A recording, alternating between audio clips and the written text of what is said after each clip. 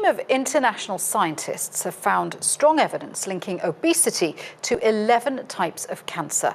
A study by the International Agency for Research on Cancer concluded that being overweight could increase the risk of a variety of cancers. Those include colon, breast, gastric and ovarian cancer. Scientists examined the findings of more than 200 previous studies to reach their conclusions, which were published in the British Medical Journal. Well, Martin Garnett is an associate professor in drug delivery at the University of Nottingham. Martin, good to have you with us. So, we've always known for a long time that being overweight is particularly unhealthy, but now fat is being linked to cancer, and the evidence taken from this body of studies seems to be overwhelming.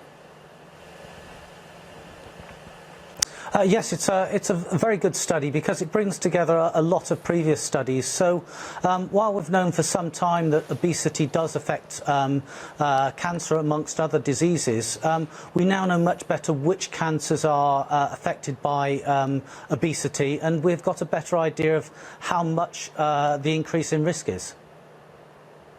And do we know if it's only about obesity, or are we talking about anyone who's carrying a bit of excess body weight could be more at risk from cancer? The study is couched in terms of increases in body mass index or increases in weight. So every increase from the category, say, normal to slightly overweight to obese carries an increased risk. So we can see that as you get more overweight, so the risk of getting these cancers does increase a little. Do we happen to know that whether the converse is true? If you then lose weight, you're improving your chances of not contracting cancer? The study hasn't looked at that directly, but I think it would be reasonable to assume that these increases are weight linked, so that as you improve your level of fat to a more normal level, that you would expect to find that you get a benefit from that.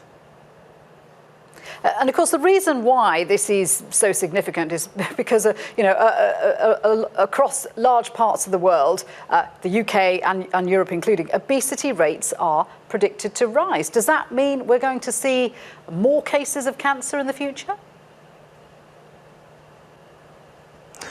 Yes, I think that's a reasonable expectation from the study.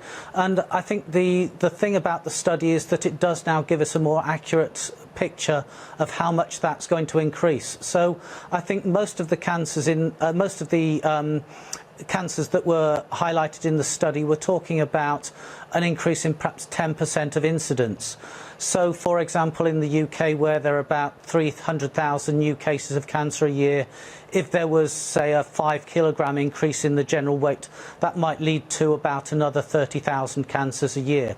So, on a population-wide basis, that's quite a significant figure, but individually, the risk to individuals is probably quite small.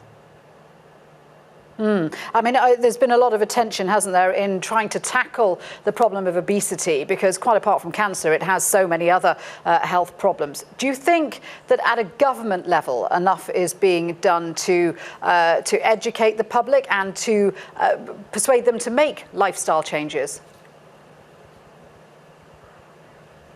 I think that's a difficult question. I think probably governments are aware of the problems of obesity in general and are wanting to target that. But I think it is quite difficult to get that message across to the public. And so I think this study does actually give a chance for the public to hear that there is a direct link. Martin, great to speak with you. Thank you very much indeed for that.